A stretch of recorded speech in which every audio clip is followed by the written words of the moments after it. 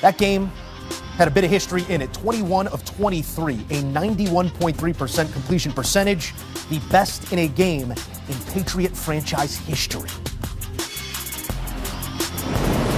Let's dive into it all, and maybe the marquee said one thing, but the final story says something. I want to start with you here, Logan, because you know these franchises, both sides of them. You know the standard that they put forth. But we walked into this one sort of talking about the cause and effect of the firing and then hiring of Mike Vrabel. What is your headline coming out of this game? Well, don't think that game didn't mean anything for Mike Vrabel. It did. I played for Mike Vrabel. Mike Vrabel's a former player. And as any former player, when I played against my Patriots, it's personal. And I know Mike Vrabel for that was personal. I know he wanted to make a statement. And you can't make a bigger statement than your quarterback beating Tom Brady's record for the most accurate game of all time. That's kind of crazy. I think quarterback is getting too easy now to get ahead of my guy Tom Brady like that. Hold on, we got to change the rules. He understands the league. He understands play calling. He understands what it means to be a New England Patriot.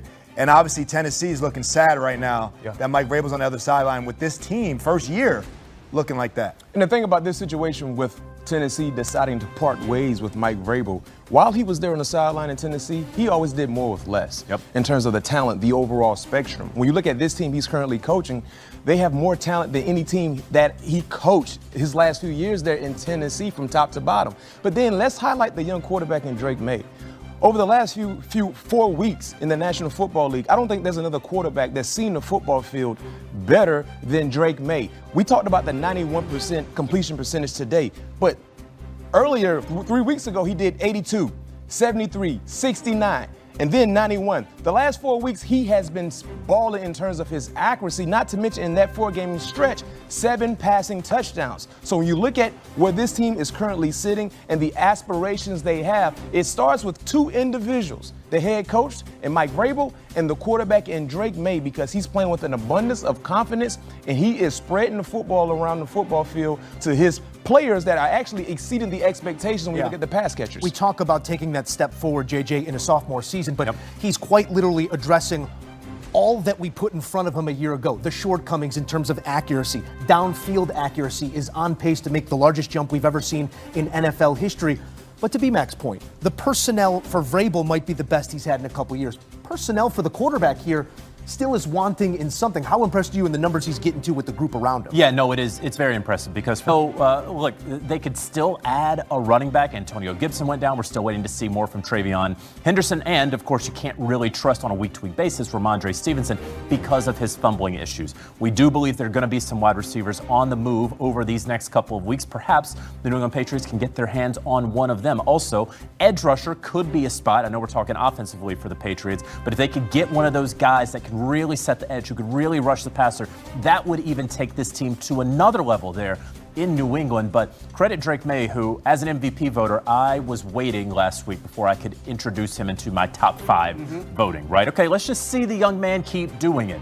He just did it again. I would have no problem if the vote had to be right now. He'd be in your top 5. He would be in my top 5. Top 5. Stacking bricks, one on top of another, Mac, before we move on to more games here. Safe space, right? Yes, it safe is. Space? This is a safe At space. what point can we start being critical about the play of Cam Ward? I know what is stacked against him and the hurdles he has to clear to just move the football down the field. But some of the giveaways we're seeing, the completion percentage, some ugly sacks taken, where can you be critical of the first year? I think now is the time, because when you're a rookie in the National Football League playing the quarterback position, of course, being a part of a bad team, you're going to struggle. But the unforced errors have oftentimes surfaced in Cam Ward's game too much.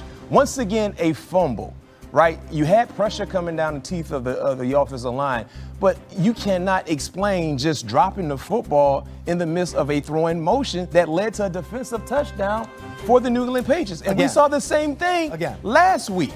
Last week. So these are the things that you got to get out of your system, regardless who the head coach is moving forward. You have to be a quarterback that can protect the football, because when you turn the football over often in the National Football League, you're going to lose a lot of ball games. I cannot disagree more in terms of we got to be patient, man. I mean, obviously the ball slipped out of his hands twice, 2 plays. I get that. Today, completion percentage, 25 and 34.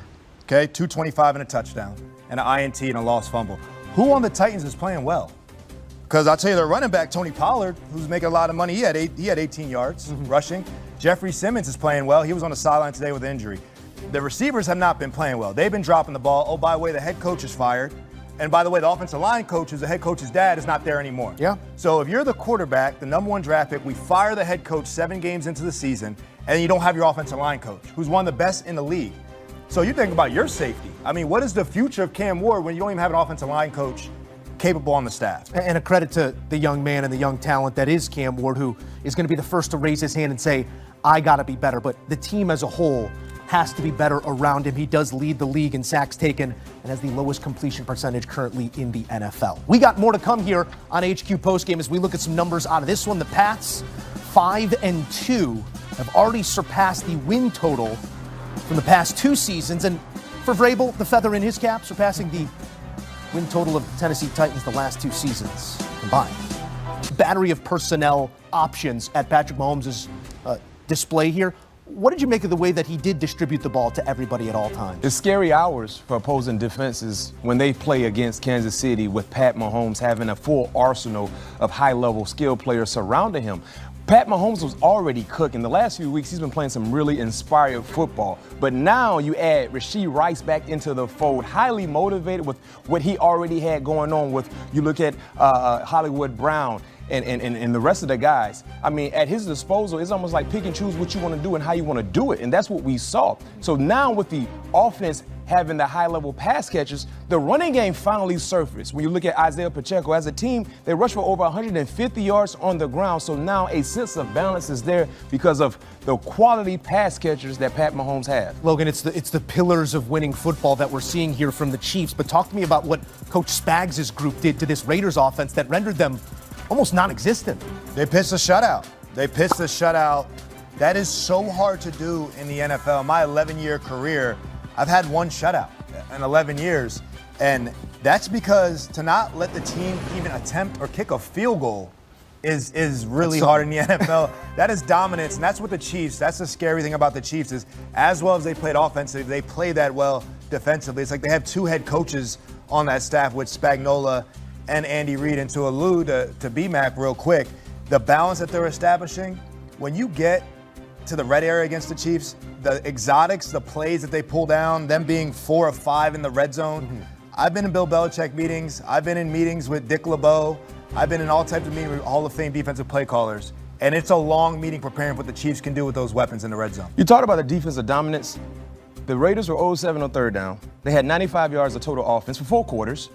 And Geno, his average of completion was 4.2 yards per average throw. That's losing football. Not to mention for the entire ball game, they only had 3 first downs. Yeah. Compared to 30 by Kansas City. So to Logan's point, Steve Spagnuolo, yes, he was going against a short-handed offense, but he made sure he didn't give them any glimmer of hope to really make them feel like they can make this thing competitive. Well, very short-handed for the Raiders, right? We're already talking about a team that's probably bottom half of the NFL in terms of talent on the roster. That's the reason that they have a new head coach, a new general manager there, right? So when they're down Jacoby Myers, who is their only wide receiver, and he's inactive for the game. When they're down Brock Bowers, who was doubtful for this week, and then obviously inactive for that game. And then when Ashton Genty's really only had 1 game where he's been able to run because they haven't been able to figure out the offensive line, when Geno Smith always turns the football over, so he's not even taking chances down the field anymore. I don't know how you're going to be able to generate any sort of offense against Steve Spagnuolo's defense. That's also a name, Steve Spagnuolo. You know, he keeps winning Super Bowls as a defensive coordinator. Maybe we should start throwing his name in some head coaching candidate discussions at some point. That's for a later time. Meanwhile, on the other side of things, when Max Crosby leaves the game, who is their best player, and he left that game, it's going to be tough sledding for the Raiders. I also want to point out for the Chiefs, credit them as well. They're doing this without Josh Simmons, who is their week 1 left tackle, and Trey Smith didn't return to the game, only played 15 snaps and then left with injury. So they're playing, and Patrick Mahomes is playing at an MVP level with missing 2 of his offensive linemen. Attrition touching all, but maybe the attrition this league will face will be named the Kansas City Chiefs once again, looking like they have eyes for the top of the AFC now above water.